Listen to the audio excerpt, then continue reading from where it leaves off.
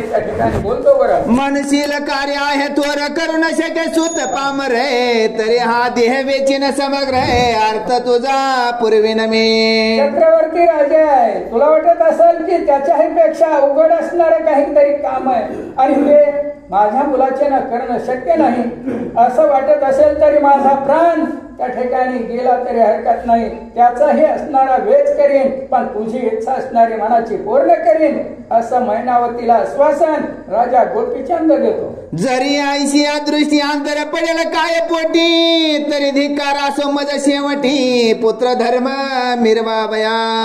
मनामध्ये इच्छा निर्माण झाली ती पूर्ण करण्याचं सामर्थ्य जर माझ्याकडे नसेल तर तुझ्या पोटी येऊन जन्माला काय उपयोग, धिकार असं म्हणले माझा.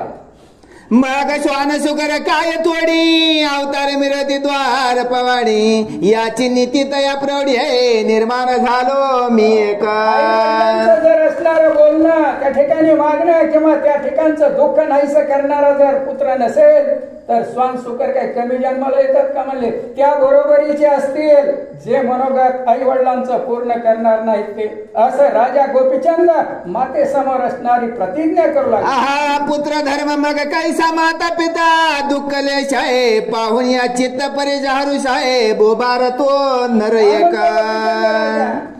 या ठिकाणी जर पुत्र त्यांची असणारी इच्छा पूर्ण करत नसेल किंवा दुःखातून बाहेर काढत नसेल तर काय पुत्र धर्म असणारा या ठिकाणी पाळतो म्हणले. याला असणारा पुत्र धर्म पाळणं जमत नाही, पण या असणाऱ्या पृथ्वीवर ज्याला पुत्र धर्म पाळता येत नाही त्याचं ओझं होतं म्हणले पृथ्वीला. आपण मिरवे राणी व प्रकरणी, माता पिता दैन्यवाणी, दयाच्या भारे सकळ मेदिनी, विवळ दुःखी होतसे. राजासारखं मिरवायचं आणि आपल्या आई वडिलांना असणारं त्या ठिकाणी दुःखामध्ये क्लेशामध्ये असणारं पाहायचं, हे असणारं करणारा याचं असणारं पाप या पृथ्वीला उझवतो म्हणले. कोणतेशी लागे शृंगार व्यक्त, मातेशी वसन नेसावया भ्रांते, दयाच्या भारे धरा समजते, विवळ दुःखी होतसे. भरजरी वस्त्र असणारे आणून द्यायचे आणि मातेला असणारं त्या ठिकाणी भ्रांत नसावी, वंत असणारं या ठिकाणी वस्त्र नेसावं याची देखील असणारी आठवण येत नसावी, अशा प्रकारची अवस्था असेल तर त्याचा असणारा ओझं होतं म्हणले. कांतेशी नेसावं वस्त्र भरजरी, माता ग्रंथी चिंध्या सावरी, तयांच्या भारे सकळ धरत्री, विवळ दुःखी होतसे. मुलाच्या असणाऱ्या ओझेनं ही असणारी धरा पृथ्वी म्हणजे हिला ओझं होतं म्हणले त्याचं. कांतेशी इच्छा समान देणे, मातेशी खावयान मिळ्यान नाही, तयाच्या भारे पृथ्वी सगन आहे, विवळ दुःखे होतसे. पत्नीला असणार इच्छे समान असणार अन्न पुरवायचं आणि आईला खायला असणार नाही काहीच न देणं, अशा प्रकारचं करेल त्याचा असणारा या पृथ्वीला ओझाय म्हणले. कांतेशी बसावया उंच आसन, मातेशी कष्टविदाशी समान, तयाच्या भारे धरत नाही, विवळ दुःखी होतसे. पत्नीला बसायला उंच आसन आणि मातेला असणाऱ्या दासी समान अशा प्रकारे असणारं त्या ठिकाणी काम करायला लावायचं, याच्या असणाऱ्या दुःखामुळं या पुत्राच्या ओझ्यानं असणारी हे पृथ्वी दुःखी होते म्हणले. रंबे समान कांता ठेवी, भूता समान माता मिरवी, दयाच्या भारे धरा देवी, विवळ दुःखी होतसे. असे असणारे उत्तम ठिकाणी असणार आणि चांगल्या पद्धतीनं पत्नीला असणारं त्या ठिकाणी सांभाळायचं आणि भूताप्रमाणे आईला असणारं सांभाळायचं, अशा मुलामुळं असणारं या पृथ्वीला दुःख होतं म्हणले. जन्म घेतला जियेचे पोटी, तिथे मने परम करंटी, तयाच्या भारे धरा हेम पोटी, विवळ दुःखी होतसे. जन्म घेतला तिला करंटी म्हणण्याचा असणारा असा जो काही मुलगा असेल याच्या दुःखामुळं याच्या पापामुळं पृथ्वी दुःखी होते म्हणले. आकांता सर्व सुखाचे मेळी, माता दुःखी अश्रू ढाळी, तयाच्या भारे धरा विमळी, अति दुःखी होतसे. सर्व सुख संपन्न आणि मातेला सर्व दुःखात असणार ढकलायचं, अशा प्रकारचं करणारा तो मुलगा आणि पुत्र धर्म निभावत नाही म्हणले. कांते लागी मृद भाषण, मातेची हृदयी खोची बाण, तयाच्या भारे धरा रत्न, विवळ दुःखी होतसे. मृदू भाषण करायचं, चांगल्या उत्तम प्रकारचं गोड बोलायचं आणि आईला असणारं दुःखाचे बाण द्यायचे, अशा प्रकारे हृदयाला कोचावे. आणि त्यामुळं जी आई असणारी दुःखी करत असेल त्याच्यामुळं असणारं आणि सर्व पृथ्वीला त्या असणाऱ्या पुत्राचा भार होतो म्हणले. आपण मिरवे राणी वसास पितया काळा मातंग जैसा तयाच्या भारे धरा क्लेशाय विवळ दुःखी होतसे. उंच भरजरी अशा प्रकारे कपडे अलंकार सर्व काही प्राप्त करून मिरवतो म्हणले आणि पित्याला असणाऱ्या त्या ठिकाणी मातंगाप्रमाणे सांभाळतो. अशा असणाऱ्या पुत्रामुळं त्या पृथ्वीला ओझं होतं. आपण कंठी कुड्या पोहडी पित्या श्री पत्या जोडी तयाच्या भारे धरा मुक मुराडी विवळ दुःखी होतसे. आपल्या गळ्यामध्ये सोन्याचे अलंकार असणारा घालून मिरवतो म्हणले आणि बत्त्या जोडलेले असणारे ठिगळ दिलेले असणारे कपडे पित्याला असणारे त्या ठिकाणी देतो. अशा पुत्रामुळे असणार पृथ्वी दुःखी होते. आपण बक्षी सदा सुरसान्न पितर मागती भिक्षा करान्न तयाच्या भारे धरारत नाही विवळ दुःखी होतसे. षडसान्न असणारे प्राशन करतो म्हणले आणि पित्याला असणारा त्या ठिकाणी भिक्षा मागून कदान्नाची असणारी आणि ही भिक्षा असणारी त्या ठिकाणी खावा लागती.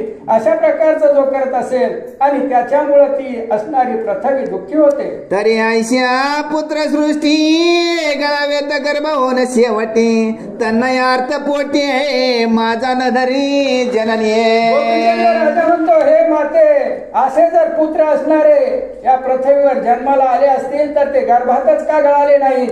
अशा प्रकारे असणार आणि या मैनावतीला तो राजा गोपीचंद बोलतो. जे तुझ वेदक मन का म्हणत यासाठी वेचीन प्राण तय परी माय ओतव वासनाय पूर्ण करीन निश्चय.